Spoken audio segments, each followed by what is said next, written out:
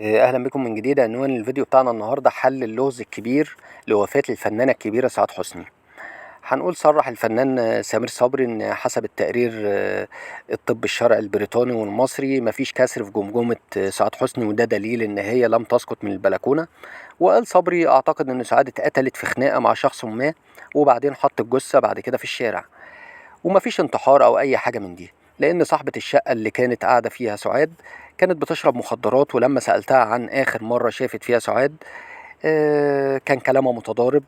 كمان في شهادة الفنان حسين فهمي اللي أكد إن احتمال قتلها هو الاحتمال الأقرب للحقيقة، وإن هي صعب تكون انتحرت. وقال عندي دلائل كتير على الكلام ده.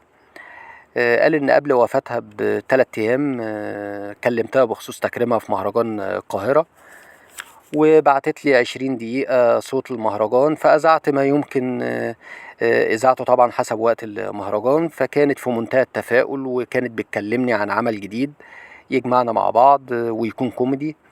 وقالت لي إن أنا جاية مصر قريب، وده مش منطق واحدة هتنتحر يعني. وده كان في مكالمة قبل الحادثة ب3 أيام.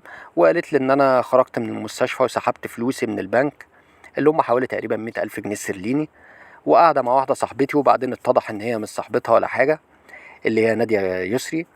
ولما حصلت بقى الحادثة كلمت أطباء صحابي، قالوا لي اللي بينتحر لا يستطيع ان هو يكون على بعد اكتر من 1.5 متر من المبنى، وهي كانت على بعد تقريبا 5 متر. ثانيا المنتحر بيكون في دم في من الجثة بيطلع مكان السقوط، لكن في حالة سعاد حسني ما كانش فيه دم.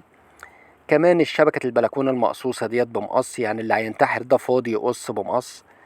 وبعدين لو كانت عايزة تنتحر كانت ممكن أخدت الحبوب المهدئة اللي هي بتاخدها.